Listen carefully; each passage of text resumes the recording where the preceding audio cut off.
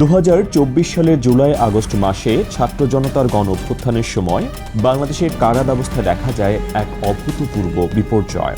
নরসিংদী, শেরপুর, কাশিমপুর, সাতক্ষীরা, কুষ্টিয়া, জামালপুর সহ দেশের অন্তত 17টি কারাগারে বন্দি বিদ্রোহ, হামলা, ভাঙচুর ও অগ্নিসংযোগ ঘটে।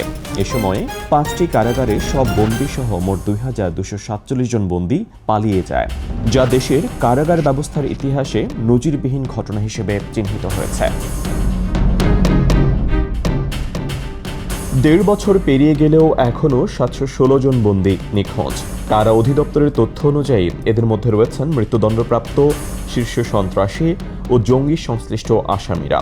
পালিয়ে যাওয়া বন্দীদের মধ্যে মৃত্যুদণ্ডপ্রাপ্ত 84 জন, সাজাপ্রাপ্ত 99 জন, জঙ্গি সংশ্লিষ্টতার অভিযোগে বিচারাধীন 70 জন এবং 11 জন শীর্ষ সন্ত্রাসী অন্তর্ভুক্ত। জঙ্গি সংশ্লিষ্টতার অভিযোগে 4 জন মৃত্যুদণ্ডপ্রাপ্ত সহ মোট 9 জন সাজাপ্রাপ্ত আসামি এখনও পলাতক। ঘটনার সূত্রপাত ঘটে নরসিংদী জেলা কারাগারে 19 জুলাই, যখন কয়েক হাজার বিক্ষোভকারী কারাগারে হামলা চালিয়ে অগ্নিসংযোগ ও ব্যাপক ভাঙচুর চালায়। সেই সুযোগে কারাগারে থাকা 9 জঙ্গি সহ 826 জন বন্দী পালিয়ে যায়, যাদের মধ্যে 4 জন রাজধানীর হোলি আর্টিজানে জঙ্গি হামলায় অভিযুক্ত ছিলেন। ওই দিন কারাগার থেকে 85টি আগ্নেয়াস্ত্র এবং 8,000-এর বেশি গোলা বারুদ লুট হয়, যদিও পরবর্তী সময়ে এর একটি অংশ উদ্ধার করা সম্ভব হয়।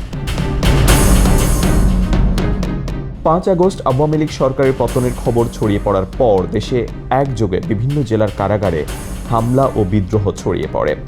নরসিংদী ছাড়া শেরপুর, কাশিমপুর, সাতক্ষীরা, কুষ্টিয়া ও জামালপুর সহ অন্তত 16টি কারাগার আক্রান্ত হয়। বন্দি বিদ্রোহ দমাতে গিয়ে জামালপুর ও কাশিমপুরের হাই সিকিউরিটি কারাগারে কারারক্ষীদের গুলিতে 13 জন বন্দী নিহত হন এবং কারারক্ষী সহ 250-এর বেশি মানুষ আহত হন। কাশিমপুর হাই সিকিউরিটি কারাগারে বন্দীরা 6 আগস্ট সকাল থেকে বিক্ষোভ শুরু করে এবং অগ্নিসংযোগ, লুটপাট ও দেয়াল টপকে পালানোর চেষ্টা চালায়। 7 ও 8 আগস্ট বন্দীদের গুলিতে 6 জন নিহত হন। এই কারাগার থেকে 88 জন মৃত্যুদণ্ডপ্রাপ্ত সহ মোট 202 জন বন্দী পালিয়ে যায়, যার মধ্যে বিভিন্ন সময় 61 জনকে গ্রেপ্তার করা হয়েছে, কিন্তু এখনও 141 জন পলাতক রয়েছেন, যাদের মধ্যে 45 জন মৃত্যুদণ্ডপ্রাপ্ত। সাতক্ষীরা জেলা কারাগার থেকে পালিয়ে যায় 596 জন বন্দী। পরে 509 জন আত্মসমর্পণ করেন এবং 44 জন গ্রেপ্তার হলেও এখনও 43 জন পলাতক। এদের মধ্যে 2 জন মৃত্যুদণ্ডপ্রাপ্ত এবং 12 জন বিভিন্ন মেয়াদে সাজাপ্রাপ্ত। কুষ্টিয়া কারাগার থেকে 105 জন বন্দী পালিয়ে যায়। গ্রেফতার ও আত্মসমর্পণের পর 16 জন এখনও নিখোঁজ। শেরপুর জেলা কারাগার থেকে 518 জন বন্দী পালিয়ে যায়। পরে 144 জনকে গ্রেফতার করা হলেও বাকিদের খোঁজে অভিযান চলছে।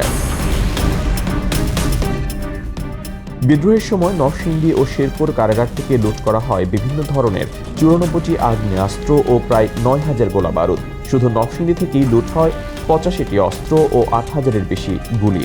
গত 1.5 বছরে অভিযানে উদ্ধার করা গেছে 65টি অস্ত্র এবং প্রায় 2,823 রাউন্ড গোলা বারুদ। তবে এখনও 29টি অস্ত্র ও 6,000-এর বেশি গোলা বারুদ উধাও, যা বিশ্লেষকদের মতে দেশের অভ্যন্তরীণ নিরাপত্তার জন্য বড় হুমকি।